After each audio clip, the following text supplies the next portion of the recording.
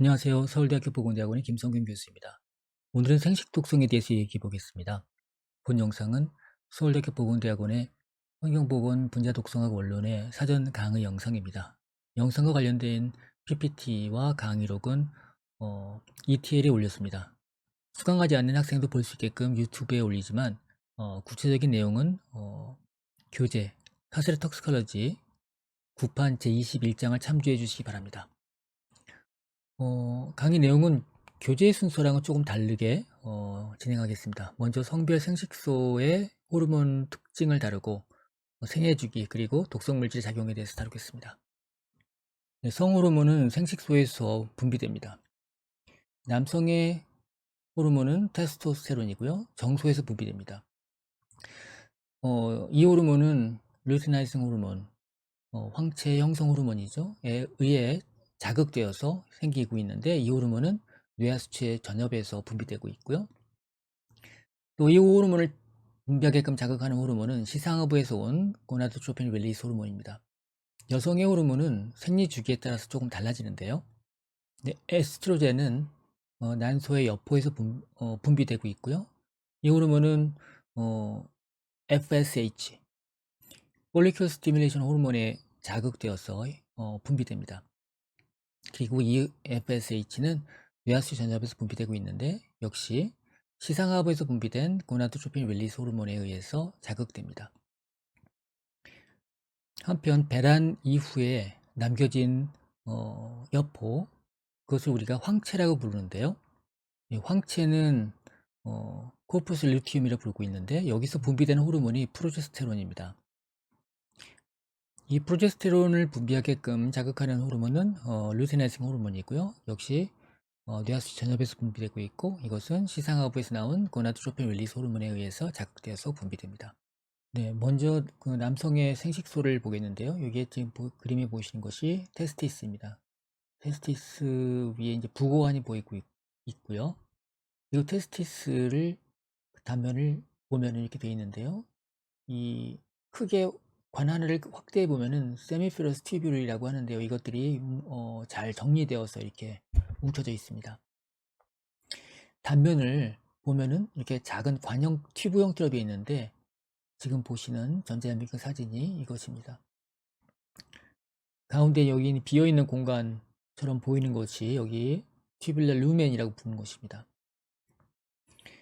그래서 이 가장 바깥쪽이 이 단면의 이쪽에 해당되고 있고요. 베이살 레이어가 되겠죠. 그래서 정자가 형성되어서 성숙되어서 이 루멘 쪽을 향해서 이동을 하게 되고 성숙된 정자는 이 루멘에서 빠져나와서 이쪽 부고환으로 이동하는 것이죠. 여기 보시면 SG라고 되어 있는 부분이 스포마토고니움입니다. 스포마토고니움이 성숙되어서 스포마토사이트가 되고요. 스포마토사이트는 이후에 스포마티드가 됩니다. 여기 스포마티드에서 꼬리가 나와서 결국 얘네들이 정자로 커가는 것이죠. 그리고 여기 베이설 에리어 안쪽에 있는 SC라고 표현되어 있는 곳이 서톨리셀이고요. 얘네들은 이 정자들이 잘 자랄 수 있게끔 도와주는 역할을 하고 있는데 일명 널스셀이라고 부릅니다. 그리고 L이라고 되어 있는 것들은 바깥층에 있는 곳인데요. 이거는 인터스티셜 레이딕 셀이라고 불립니다. 이 단면을 조금 더 모식적으로 그려져 있는 부분이 있는데요. 여기가 레이딕 셀이고 여기가 서톨리 셀입니다. 그리고 서톨리 셀 바깥쪽에 여기 스포마트고니움에서 시작되는 그 정자 형성되는 과정들을 볼 수가 있습니다. 서톨리 셀들이 실제로 이 정자들을 키운다 이렇게 여러분들은 이해하셔도 좋고요. 레이딕 셀도 이것들을 도와줍니다. 실제로 뇌하수체 전엽에서 호르몬이 분비되어서 이쪽에서는 루테나이징 호르몬에 이 작용을 하게 되고 또 테스토스테론을 만들어서 이쪽으로 보내면 테스토스테론이 필요합니다. 정자가 클 때는. 그래서 이쪽에서 안드로젠 바인딩 프로틴에 의해서 바인딩 되어서 여기서 이 테스토스테론을 이용해서 그 영향을 받아서 정자들이 크게 된다. 그리고 이쪽에서는 FSH의 작용을 받아서 이런 일들이 이루어진다. 그리고 이것은 서툴리셀에서 분비되는 이니빈이라는 또 다른 호르몬에 의해서 네거티브 피드백되어서 적정 수의 정자를 유지한다. 물론 이쪽도 테스토스테론이 너무 많이 분비되면 생성되면 그것들을 네거티브 피드백을 한다 라고 여러분들이 좀 살펴보셨으면 좋겠습니다. 물론 이 레디크 셀에서는 테스토스테론 이외에도 여기 있는 인슐린 라이크 3라고 불리는 또 다른 호르몬도 여기서 분비되고는 있습니다. 네, 앞에서 말씀드렸던 내용을 다시 좀 정리를 해보겠는데요. 그 시상하부, 뇌하수체, 그리고 고나드를 한 축으로 해서 우리가 HPG-axis라고 부릅니다. 여기서 레딕셀은 성호르몬을 주로 만들고 있고, 서톨리셀은 스포마토고니아에서 스폼이 생산되는 것을 지원한다 라고 말씀드렸습니다. 물론 정자 형성에 테스토스테론이 필요하다고 말씀드렸었고요. 그래서 아까 제가 말씀드렸었던 그런 호르몬의 그 조절, 레귤레이션을 잘 정리하고 있습니다. 네, 이런 그 피드백 작용이 만약에 이게 제대로 이루어지지 않는다면 FSH랑 LH가 계속 분비될 수도 있습니다. 네거티브 피드백이 없기 때문이죠. 네, 제가 이제 많은 내용을 압축적으로 설명을 드리고 있는데 반복해서 몇 가지 다시 드린다면요. 이 스포마토조아, 즉 이게 성숙한 정자로 발생되려면 테스토스테론이 필요하다고 했습니다. 그것이 어디서 나온다고 했었죠? 네, 레이딕셀. 그리고 그것이 서톨리셀로 들어와야 되고요. 테스토스테론이 그래서 안드로겐 바인딩 프로틴에 바인딩 되어야지 됩니다. 그런 일들이라는 것은 서톨리셀이고요. 또 여기서 말하는 안드로겐 바인딩 프로틴은 FSH의 자극을 받아서 서톨리셀이 만들어냅니다. 이러한 과정들에 대해서 여러분들이 좀 이해를 하시고 이 영상을 보신다면 잘 정리가 될 것 같습니다. 이 영상은 메일 리프로덕티브 시스템에 대해서 개요를 설명한 것이니까 한번 살펴보시기 바랍니다. 이 슬라이드에서는 테스토스테론이 어떻게 만들어지는지 설명을 하고 있습니다. 성호르몬이기 때문에요. 콜레스테롤을 재료로 해서 만들고 있고요. 첫 번째 대사체가 프레그니놀론이라고 했었죠. 그리고 이것에 의해서 결국 DHEA, 디하이드로 에피안드로스테론이 만들어지게 되는데요. 이것을 만드는데 사이토크롬 P450에 CYP17이 개입하고 있습니다. 그리고 이것의 대사체 안드로스테니오디온을 거쳐서 결국엔 테스토스테론이 만들어집니다. 그리고 이 테스토스테론은 남성의 경우에는 다이하이드로 테스토스테론이 되고요. 이때는 5알파 리덕테이스에 의해서 됩니다. 여성의 경우에는 에스트라디올로 됩니다. 이건 아로메테이스에 의해서 작용되는 것인데요. 전반적인 이 흐름에 대해서 여러분들이 좀 눈여겨보시기 바랍니다. 근데 우리가 지난 시간에도 배웠듯이 요 스테로이드 제네시스는 이 부신 피질에서도 일어납니다. 저희가 안드로스텐디아이온 같은 것도 고나드에서도 만들어지지만 아드레날 코텍스에서 만들어지죠. 또 테스토스테론도 여기서 만들어질 수가 있습니다. 스펌이 만들어지는 과정을 우리가 스포마토제네시스라고 합니다. 네, 이것은 정소, 즉 테스티스 안에 세미페러스 튜뷸에서 만들어진다고 했었죠. 이 안에서 정원세포가 있습니다. 이거는 2N인데요. 얘네들이 마이토시스, 즉 체세포 분열, 이어서 메요시스, 감수 분열 1, 2를 거쳐서 스포마티드가 됩니다. 스포마티드가 더 성숙되어서 이제 스펌이 되는 것이죠. 이 성숙한 스펌은 세미니페러스 튜뷸 그 루멘으로 방출된 다음에 부고안으로 모인다고 했었죠. 부고안을 에피디디미스라고 합니다.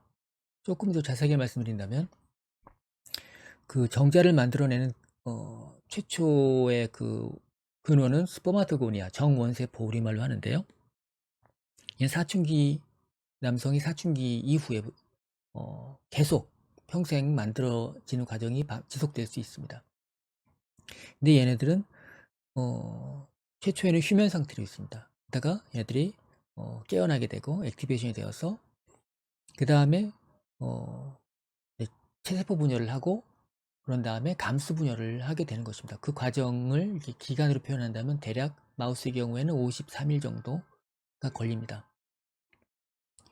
네, 이 그림은 앞에서 말씀드린 것들을 조금 더 입체적으로 그린 것인데요. 그 마이토시스가 일어나기 전 상태이고요. 휴면 상태를 거쳐서 마이토시스를 거치고 난 다음에는 이제 스포마토사이트가 되는데요. 스포마토고니아도 A타입, B타입이긴 합니다. 아무튼 요 정도의 기간이 13일, 한 2주 가까이 되고요. 그 다음에 여기서 감수 분열을 거치는 그런 과정이 일어나게 됩니다. 그 다음에 우리는 감수 분열을 이제 거치면서 스포마토사이트가 되었다고 얘기를 하죠. 감수 분열은 두 차례 이루어지게 되죠. 그래서 하나의 정원세포에서 그 스포마타이드가 형성되기 위한 4개가 형성되는 것이죠. 각각 얘네들이 성숙되어서 루멘으로 빠져나가는 과정을 보여주고 있고요. 기간을 보여주고 있습니다. 그리고 어떠한 이벤트들이 그 안에서 일어나고 있는지 보여주는 것인데 실제로 그 유전자 차원에서 굉장히 액티브한 일들이 일어나는 것들은 요 단계에서다 라는 것을 우리가 알 수가 있습니다. 어떻게 된다면은 요 과정을 제가 이 화살표로 컬러 코딩을 해놨는데 실제로 A타입의 휴면 상태에 있었던 스포마토고니아가 액티브하게 깨어나게 되고 그 다음에 체세포 분열을 하고 감수 분열을 해서 나가는 과정들에 따라서 모양이 달라지는 것도 우리가 볼 수가 있고요. 그것들은 일련의 시계열적인 과정을 거쳐서 나가게 됩니다. 그래서 이 루멘 쪽으로 점점 이동을 하게 되는 것이고 13일에 한 번씩 이런 일들이 일어나기 때문에 이렇게 시차를 두고서 나타날 수가 있는데 여기 이쪽을 루멘이라고 한다면 여기를 이렇게 단면을 쭉 낸다고 한다면 이러한 일련의 이벤트가 일어나는 것들을 볼 수가 있죠. 이걸 하나의 웨이브라고 볼 수가 있고요. 그 다음에 한 차례 웨이브가 있고 그 다음 13일 정도 있다가 또 다른 웨이브가 시작되는 것이죠. 그래서 이걸 하나의 사이클로 볼 수가 있습니다. 그런 식으로 이걸 구분해서 그 정자가 형성되는 과정들을 설명하고 있다라고 여러분들이 좀 이해를 하시고 보시면 좋겠습니다. 근데 이 시기는 화학물질에 취약한 시기이기도 합니다.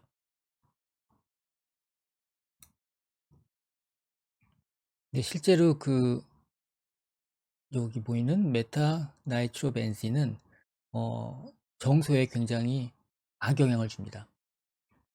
이 물질은 직접적으로 정소, 특히 서톨리셀의 손상을 일으켜서 그 에이팝토시스를 유발할 수가 있습니다. 그래프를 보신다면 이 물질이 투여되지 않은 것을 컨트롤로 잡았을 때 실제로 투여군과 투여하지 않은 군 사이에서 그 정자가 수컷의 정자가 얼마만큼 수태 능력이 있는지를 보여준 것이라고 할 수 있겠습니다. 그래서 요 정도의 도수에 본다면 노출시키게 된다면은 수태 능력이 뚝 떨어지게 된 것을 볼 수가 있습니다. 대략적으로 한 2주가 지나면은 이런 일들이 이런 물질들이 도스잉되는 효과를 볼 수가 있는데 주로 서톨리셀이 널싱 셀로서 정자의 성숙을 도와줘야 되는데 얘네들이 에이팝토시스가 돼서 셀이 죽게 되면은 얘네들을 붙잡아 주지 못하는 것이죠. 유지시켜 주지 못하게 되니까 미성숙 상태의 정자들이 그냥 나오게 됩니다. 그러면 이제 제대로 기능을 못하게 되는 것이죠. 대략 앞에서 봤던 이 기간을 생각하신다면 한 2주의 그 시간 차를 두고서 나타난 것에 대한 이해를 할 수가 있을 것 같고요. 그 다음에 대략 한 요 기간이 일정 정도 기간이 지난 다음에는 한 16주 정도 지난 다음에는 다시 회복된 걸 볼 수가 있습니다. 그거는 여기서 보실 때 여기서부터 여기까지 가는 기간이 대략 8주 정도 되거든요. 이 기간이 사람의 경우는 10주가 되지만 렛의 경우에는 8주 정도 됩니다. 한 두 차례 웨이브가 지나고 나면은 다시 회복되는 것들을 보면은 요 약효가 지속되는 것들이 어느 만큼인지, 그리고 이것이 적용되는 그 방식이 어떻게 되는지 좀 가늠해 볼 수 있을 것 같습니다. 네, 여러 가지 화학 물질들이 그 스퍼마토제네시스에 영향을 주게 됩니다. 각 스테이지별로 주는 방식도 달라지게 되는데요. 잘 알려져 있는 엔티앤드로제닉한 에이전트들 중에서 프탈레이트가 있습니다. 이 프탈레이트도 서툴리셀을 그 서툴리셀의 에포പ്토시스를 유발할 수가 있습니다. 어떤 물질들은 그 서툴리스 그 튜뷸를 떠나서 부고안으로 이제 정제가 이동한다고 했는데, 그 모여 있는 곳에 작용하는 그런 물질들도 있습니다. 또 어떤 물질들은 여기와는 좀 다르게 발기를 저해시키는 임포텐스를 유발하는 그런 물질들도 있죠. 그 가운데서 이제 그 오게닉 포스페이트 계열의 페스티사이드들이 있습니다. 이거는 요 임포텐스가 그 자율신경계랑 관련되어 있기 때문에 이 부분에 대한 저해를 주는 것으로 여러분들 이해하시면 되겠습니다. 지금까지 말씀으로 드렸었던 내용들을 그 도표로 한번 정리를 해본 것인데요. 스포마토제네시스에 영향을 줄 수 있는 부분으로서는 실제로 여기에 있는 여러 가지 셀들에 직접적인 데미지를 주는 경우도 있고, 또는 스테로이드를 그 클리어하게끔 하는 예를 들자면 뭐 페이스 2 엔자임을 활성화시키게끔 해서 걔네들이 충분한 양의 재료를 공급받지 못하는 것이죠, 성호르몬에. 그래서 스포마토제네시스가 이루어지지 않게 되는 경우도 있습니다. 왜냐하면 이것이 테스토스테론이 적정한 양이 필요해야지 이 작용이 되기 때문이죠. 또는 영양 공급이 제대로 안 되는 경우도 있고, 또는 그 고환 부분이 그 어느 정도 체온이 낮게 유지돼야 되는데, 그런 것들을 방해해서 실제로 여기에 이스케믹 셔크가 일어나게 되는 그런 경우도 발생할 수도 있고요.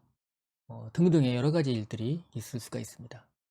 이 그 도표는 다른 각도에서 좀 정리를 해본 건데요. 테스티스가 제대로 기능을 하지 못하게 되는 그런 경우라면, 그거는 이제 서툴리셀에 문제가 생기는 경우도 있고 레딕셀에 문제가 생기는 경우도 있습니다. 레딕셀에서는 호르몬을 분비한다고 했었죠. 여기가 제대로 기능을 못해야 된다면 테스토스테론, 즉 안드로겐 레벨이 떨어지게 될 것이고, 안드로겐 레벨이 떨어지게 된다면 그 태아가 이게 그 뒤에 말씀드리겠지만 그 남아로, 여아가 아니라 남아로 이렇게 성이 이게 디퍼런시에이션 되는 그런 과정에서 문제가 생깁니다. 그로 인해서 실제로 고환이 제대로 형성되지 않거나 내려오지 않는, 그래서 잠복 고환이 발생할 수도 있고, 또는 성기가 제대로 발달하지 않는, 그래서 요도 하열이 발생할 수도 있습니다. 이런 일에 이제 안드로겐이 작용하고 있고, 또 다른 호르몬이죠. 이거는 인슐린 라이크 3 펩타이드라고 하는데, 그런 이것도 같이 작용을 하게 됩니다. 잠복 고환이 발생하게 되는데, 또 여기 서툴리셀에 문제가 되는 경우에는 그 점셀, 즉 그 스포마토고니아가 제대로 정제로까지 만들어지게 되는 과정이 제대로 이루어지지 않게 되겠죠. 그래서 실제로 정자의 퀄리티가 떨어지게 되고 넘버가 줄어든다든지 운동성이 없어진다든지 그런 일들이 발생할 수가 있는 것이죠. 네, 이번엔 난소에 대해서 얘기해 보겠습니다. 이 난소는 여성의 생식소죠. 이 그림은 난소가 성숙되어서 나중에 여포에서 이제 폴리큘이죠. 배란되는 과정까지를 보여주고 있는데요. 사람은 출생할 때 요 단계에서 요 단계에서 그 어레스트돼 있다고 하는데요. 멈춘 상태로, 휴면 상태로 태어나게 됩니다. 즉 그 메요시스 단계에서 정지된 상태에서 메요시스 1, 2가 있는데 1 단계에서 휴면돼 있는 그 에그들이 대략 4만 개 정도입니다. 4만 개의 폴리클을 갖고 태어난다. 그 가운데 한 절반 정도가 사춘기까지 보존이 되고, 사춘기부터는 이제 여성 주기가 시작되는 것이죠. 시작된 다음은 뇌하수체에서 뭐 FSH랑 LH가 분비되면 거기에 대해서 반응을 하게 되는 시기가 되겠습니다. 그래서 이 호르몬에 의해서 반응되면은 이게 이제 성숙하기 시작되는 것이죠. 그래서 그 단계를 우리가 프라이머리 폴리큘이라고 부릅니다. 그 여성의 경우에는 요 호르몬이 분비될 때, 사춘기 때 그 모든 에그들이 다 반응하는 것은 아니고 그 중에 일부가 반응을 하게 됩니다. 그래서 프라이머리모디얼 폴리클 가운데서 일부가 성숙되게 되고, 그리고 성숙된 그 폴리클에서 에스트로겐이 분비게 되고, 그리고 그 중에 한 개의 폴리클에서만 배란되어서 나갑니다. 그리고 이 과정은 폐경까지 지속되는데 한 400개 정도의 폴리클이 소요된다라고 알려져 있습니다. 조금 더 난소를 살펴보면 이 그림과 같습니다. 이렇게 해서 배란되는 과정을 보여주고 있죠. 그리고 아까 제가 이제 프라이머리 폴리클이라고 썼는데 이 단계 있죠. 실제로 성호르몬에 작용받아서 성숙되는 과정을 이렇게 두꺼운 화살표로 표시되고 있습니다. 그리고 이제 요 안을 가만히 보신다면은 성숙된 에그들을 보게 된다면 이 안에 오뷸이 있죠. 에그라고 할 수 있겠습니다. 얘가 이제 정제랑 만나게 되는 것이죠. 그리고 그 바깥을 어, 시카셀이라고 부르는 조직들이 있습니다. 그리고 이 안쪽에는 또 폴리큘들이 존재하고 있습니다. 폴리큘이 있는데 폴리큘은 그래뉼러 셀로 또 되어 있습니다. 그것을 조금 더 확대해서 본다면 이렇게 되어 있습니다. 물론 이제 오뷸이 있는데 그 옆에 그래뉼러 셀이 있고, 그리고 여기 이제 폴리클을 이루고 있는 것들이 있죠. 그 옆에 시카 셀이 있다. 우리가 앞에서 레디그 셀하고 그리고 서톨리 셀이 있다고 했는데 그거랑 연상시켜서 생각해 보시면 좋을 것 같습니다. 시카 셀은 LH 호르몬의 작용을 받고, 여기서 이제 콜레스테롤을 재료로 해서 테스토스테론을 만든 다음에 이 테스토스테론이 옆으로 이동해서 그래뉼러 셀에서 에스트라다이올로 돼서 얘네가 이제 분비되게 되는 것입니다. 그리고 요 과정에서 이제 폴리클에서 에그가 성숙되어 나가는 과정이죠. 근데 이 그림은 앞에 있는 내용을 좀 다시 한번 정리해 본 것인데요.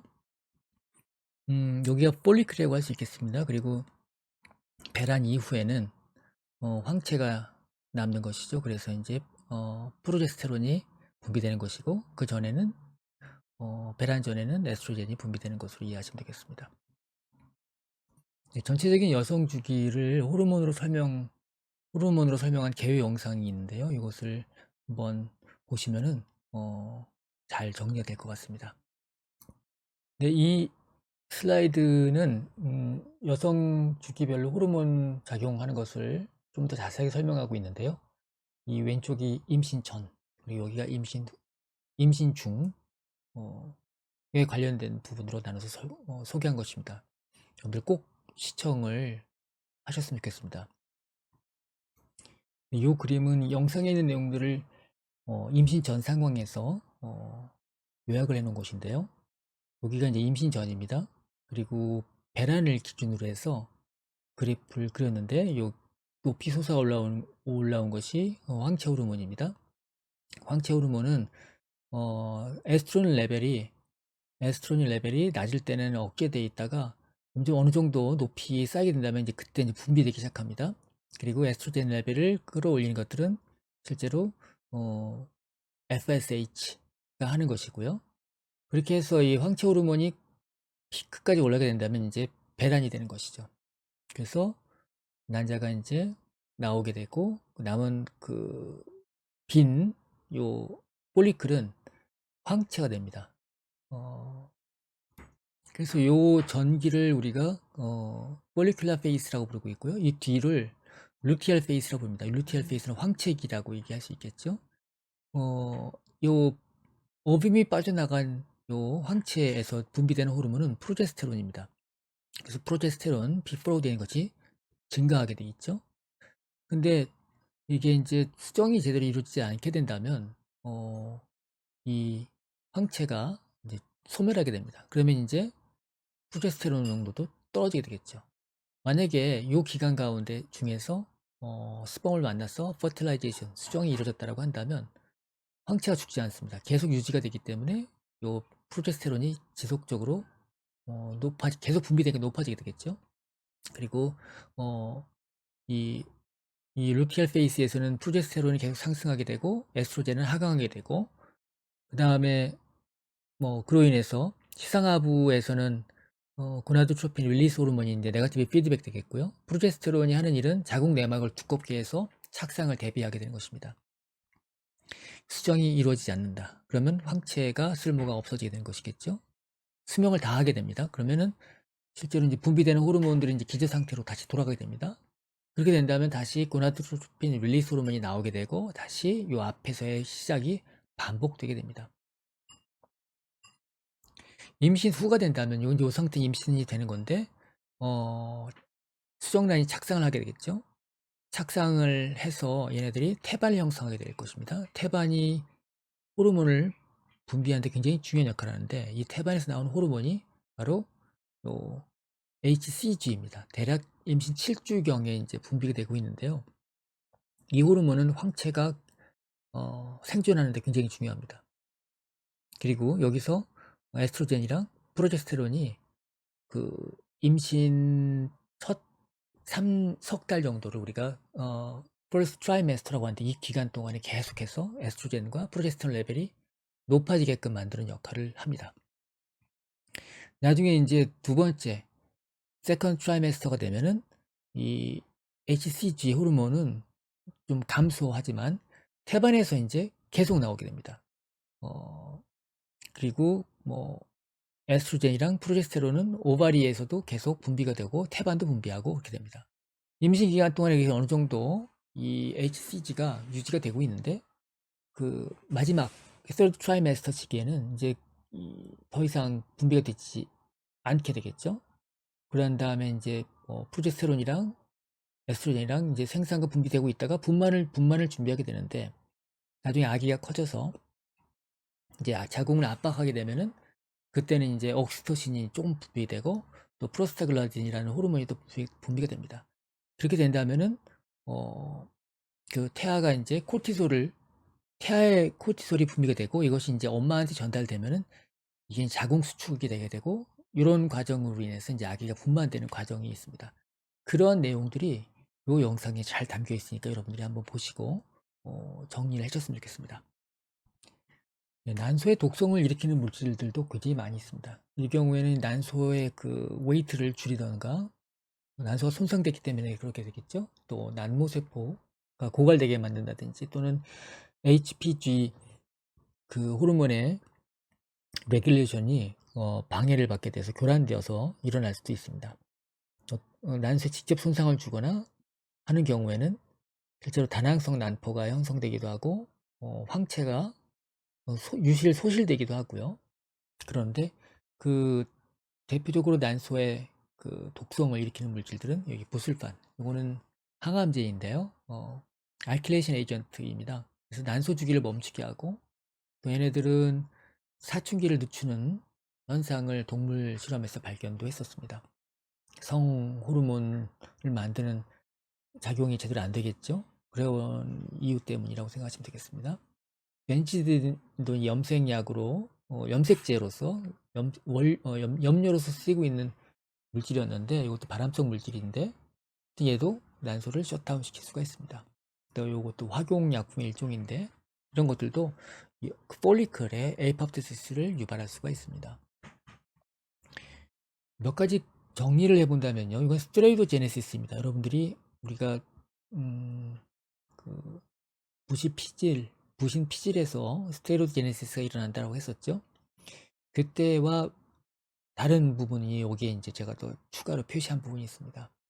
그리고 전반적으로 부신 피질에서도 일어나는 일이지만 고나드에서 일어나는 것들은 제가 이제 그 주로 많이 일어날 때 여기 G로 표시했습니다. 이건 고나드에서도 많이 일어나고 있다. 그리고 테스티스에서는 이것이 더 활발하고 오버레디가 더 활발하다. 이런 것들을 제가 표시를 해봤습니다. 까만색 박스로 한 것들은 총 27개의 탄소로 이루어져 있는데 콜레스테롤 그 위치를 보여준 것이고 실제로는 카본이 27개입니다. 콜레스테롤 근데 그 대사체들은 까만색 박스 표시한 것은 21개 카본이고요. 그다음에 여기 파란색 박스 표시한 것은 19개, 빨간색 박스 표시한 것이 18개 카본이 이루어져 있습니다. 대사체에 따라서 조금씩 구조는 큰 구조는 비슷하지만 카본의 수가 다른 것들도 눈여겨 보셨으면 좋겠고요. 중요한 거는 얘네들이 어떠한 것의 대사체이냐 이런 것들 여러분들이 잘 보셔야 됩니다. 네, 이 그림은 요걸 보고 제가 정리를 했는데요. 요 링크가 있으니까는 여러분들 자세한 내용을 참조하시길 바랍니다. 네, 그 안드로젠, 즉 테스토스테론의 대사체가 다이하이드로 테스토스테론인데요. 주로 정소에서 분비되는 것이고 다이하이드로 테스토스테론이 훨씬 활성이 큽니다. 부신 피질도 안드로젠을 만들어내긴 하는데 활성 면에서 볼 때는 액티비티 면에서 볼 때는 테스티시스 만들어진 것이 훨씬 더 강하다고 보실 수 있겠습니다. 합성 안드로젠도 있는데요. 이것들은 이제 아나볼릭 스테로이드라는 이름을 불리기도 합니다. 근데 이것들은 그 근육량을 늘리고 하는데 도움이 되기 때문에 그 운동하는 사람들이 유혹을 받는 그런 약물이죠. 근데 이것들은 간독성이나 뇌에 데미지를 주기도 하고 정신 건강에도 매우 안 좋고 또 고환을 위축시키기도 합니다. 그렇다고 일단 아시고요. 다음은 생애주기별 성적 성숙인데요. 요거는 좀 양이 좀 길기 때문에 다음 영상에서 설명드리도록 하겠습니다.